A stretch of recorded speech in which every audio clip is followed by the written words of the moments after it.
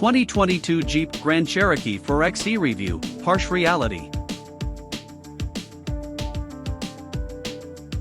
The Jeep Wrangler 4xe plug-in has been a hit.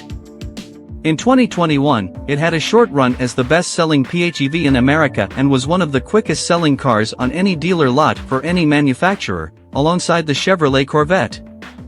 So with the same basic powertrain transferred to the historically successful Jeep Grand Cherokee, the recipe for success is obvious. But where the Wrangler 4xe competes in a class of one, the now more premium Grand Cherokee has to battle Audi, Volvo, and other up-and-comers in the plug-in segment. And when comparing it directly to those established alternatives, the GC4xe falls a bit short in the powertrain and pricing departments in particular. Design. The 4xe looks like any other Grand Cherokee, which isn't a bad thing. This GC4xe is still a handsome SUV and bears all of its familial characteristics, the 7-slat grille, the slim light fixtures, and the signature silhouette included.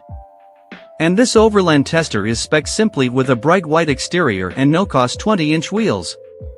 There are only two subtle nods to the electricity underhood. On the front fascia, a pair of electric blue tow hooks live within the lower bumper, while there are blue 4xe badges on the charging door and rear end. That's it. The same simplicity carries over to the interior. If you like the way the Grand Cherokee looks inside, then you'll be happy with the 4xe.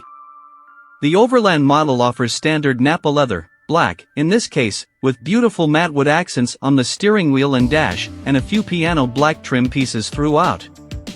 There is some hard plastic, though, particularly on the center console and door panels. Not great for an SUV that starts at over $60,000. Comfort. The good news here is that Napa leather comes standard on the Overland model and drapes over two form-fitting front buckets. The seats themselves, while well-contoured, could use some additional padding. But with standard 8-way power adjustability, you should have no issue getting comfortable. Opting for the Luxury Tech Group 4 package, $2,155, adds 12-way power adjustability to both seats, a passenger memory function, and even a massage feature for the driver. Fancy. The Grand Cherokee isn't the most agile option of the bunch, the Audi Q5 probably gets the nod. But with its adaptive air suspension, the GC feels agreeable on the highway and comfy around town while still maintaining its signature off-road abilities. And because the GC is larger than most of its direct competitors, the second longest in the class at 193.5 inches, it bests nearly every competitor in overall interior space. Technology. The Grand Cherokee actually has 3 screens in the front compartment, a 10.1-inch central touchscreen, a 10.3-inch digital instrument cluster, and another 10.1-inch touchscreen on the passenger side that's actually invisible to the driver thanks to some clever masking. That additional screen costs an extra $1,095 and features Amazon Fire TV, navigation programming capabilities, and even an HDMI input so you could plug in an Xbox or PlayStation. For the driver, the central touchscreen runs the latest version of Stellantis Uconnect 5 infotainment system, which is a great setup. The graphics are crisp, touch responsiveness is quick, and both navigation and wireless Apple CarPlay come standard. The 10.3-inch digital instrument cluster behind the steering wheel is as configurable as you want it to be. Keep it minimal with a speedometer and fuel gauge only or go all out on off-road features. And there's a head-up display that mimics most of what you get on the digital cluster, part of the Luxury Tech Group 4 package. Performance. The Grand Cherokee 4xe combines a turbocharged 2.0-liter 4-cylinder engine with a 17.3 kWh battery pack and a single electric motor for a total output of 375 horsepower and 470 pound-feet. That gives it 18 more HP and 80 additional lb-ft than the Hemi V8, believe it or not, and puts it near the top of the class.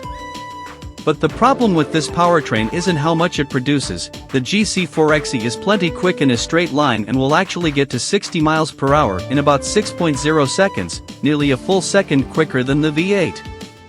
The problem is power delivery. In hybrid mode, the transition from gas to battery power is clunky and unrefined. The Jeep surges forward unpredictably and takes too long to respond when you press the pedal. On top of that, the engine whine is harsh and the brakes are hard to modulate, they feel like they're either on or off.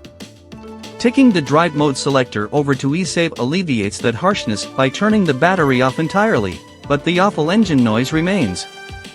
And moving the drive selector over to electric mode puts the Jeep in battery power, but only to a point. At higher speeds and/or further acceleration, the gas engine kicks on, loudly, without warning. At least the air suspension keeps this Jeep relatively composed in the corners. There's a bit of body roll, but nothing unexpected from a vehicle this large, and the steering is well weighted while providing a decent feel from the pavement to your fingertips.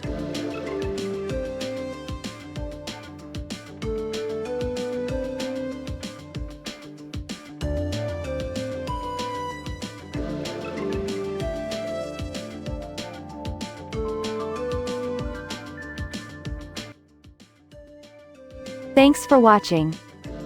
Drop a like, leave a comment, and don't forget to subscribe to watch more videos like this.